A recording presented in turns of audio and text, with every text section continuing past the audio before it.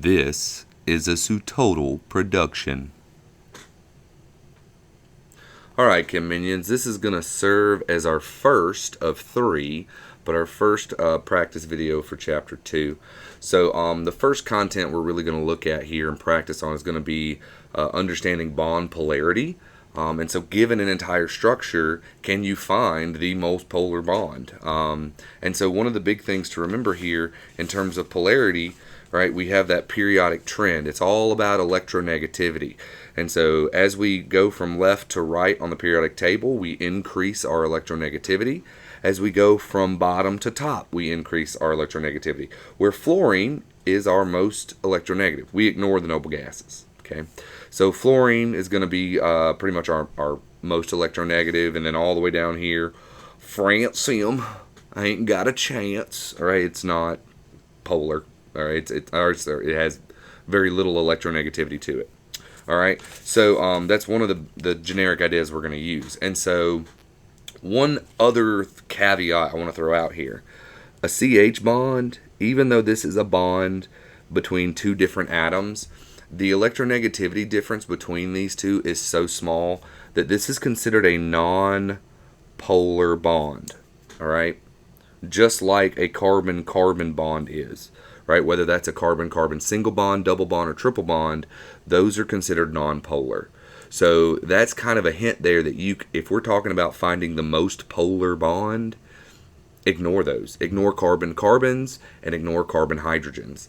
So this first one becomes very easy because the only other bond other than those two in this guy is this bond right here. Right? So if you look carbon versus oxygen, carbon is less electronegative than oxygen, right? Because it increases going that way. So oxygen's more electronegative, so therefore that's our most polar bond here. And then the same thing here. We've got carbon-hydrogen bonds, carbon-carbon, carbon-carbon, carbon-carbon, and a whole bunch of carbon-hydrogens. The only bond that deviates here is going to be that. So that is our most polar bond. Now this one's a little tricky because you've got carbon-oxygen and carbon-chlorine. Right? Everything else is carbon-carbon or carbon-hydrogen. So with this, the most polar bond that we would expect based off of electronegativity, you're comparing carbon-chlorine to carbon-oxygen. And so when we look here, we would expect our carbon-oxygen bond to be the most polar. So, right, that's going to be it. All right. Next up here we have two polar bonds to consider. We have here a carbon-oxygen single bond, and then we have an oxygen-hydrogen single bond. And so in terms of polarity, technically hydrogen is a little less electronegative than carbon, so that's why this would be the most polar bond here. All right, for between these two, and that's a lot of the reasoning behind why we can see alcohols acting as acids, like donating protons, because that is the most polar bond there. Okay. Next up, the most polar bond. Technically, this molecule has a whole lot of symmetry, so you can treat this group, and this group. They're each identical to one another. So the most polar bond here is really just going to be the carbon-nitrogen single bond. Right. That's going to be your most polar. And so this bond I circled is equivalent to, say, that bond, which is also equivalent to that bond. So just pick one and you're good. All right. The most polar bond here is very similar to what we saw in our aldehyde. Well, you don't know what an aldehyde is yet, but that carbon-oxygen double bond is going to be our most polar. Okay. Because we're looking at the only bond that has a difference in electronegativity. Here we have carbon-hydrogen bonds, carbon-carbon, carbon-carbon, carbon-hydrogen, carbon-hydrogen, but then we have this carbon-lithium. Now this is a unique one in that when we look at lithium's position to carbon, right, lithium is less electronegative. So actually in this case, carbon's more electronegative. In the rest of these, what we're seeing is carbon is less electronegative, less electronegative, less electronegative, less electronegative, less electronegative, less electronegative. But here it's more electronegative. So that's why I'm saying it's rare. And then the only other polar bond we have here is going to be right there in the nitrile.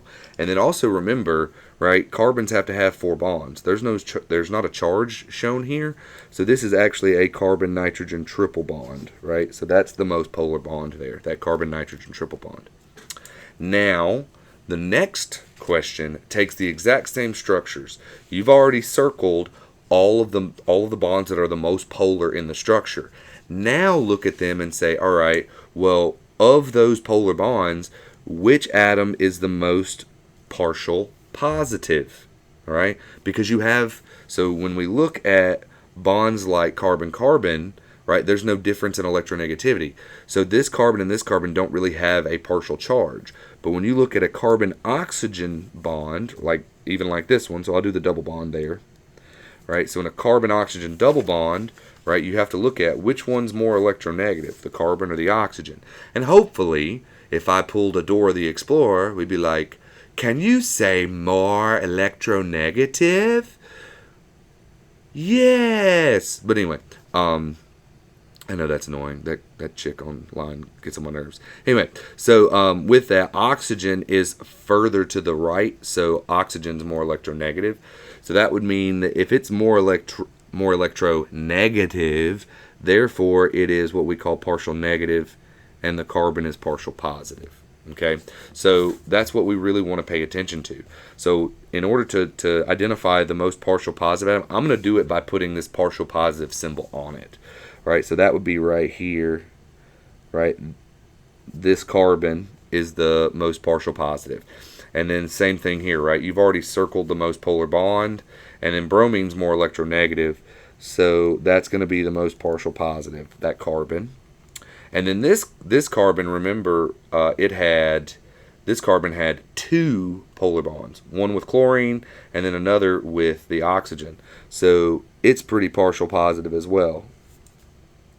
Now, in this case, right, we identified the most polar bond. This had 2 of them. It was the carbon-oxygen and the oxygen-hydrogen. But, right, remember we said that the oxygen-hydrogen was the most polar one. So that would mean that hydrogen here has to be the most partial positive. Okay? All right. Here, technically, this carbon, and this carbon are all equivalent. Each carbon is bound to a nitrogen, right? So carbon is further to the left than nitrogen. So nitrogen is more electronegative. So really it's like the most partial positive is all 3 of these carbons because they're all equivalent. So those would be our most partial positive.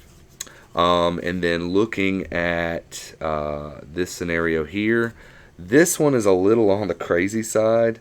I really kind of wish I would have excluded it. But, so I'm going to kind of give you an incorrect answer, a partially correct, partially incorrect answer, right? Because we haven't talked about resonance. So based off the polar bond that we circled, right, we know it's carbon-oxygen. Oxygen's more electronegative, so the more partial positive atom would be that carbon right there, okay? And then we also talked about the uniqueness of this one, right? This bond is the most polar bond. But we also talked about how now lithium is further left than carbon. So in this specific scenario, carbon is more electronegative. So that would mean lithium is the most partial positive atom in this structure. Okay. And then we talked about, this CN triple bond here is the most polar. And so nitrogen, right, going back, nitrogen is more electronegative than carbon. So that would mean this carbon is the most partial positive. Okay. All right, so that concludes our finding polar bonds, understanding the partial positive, the electronegativity stuff. So you can just look forward to the second practice video coming up soon. Adios. Stay weird.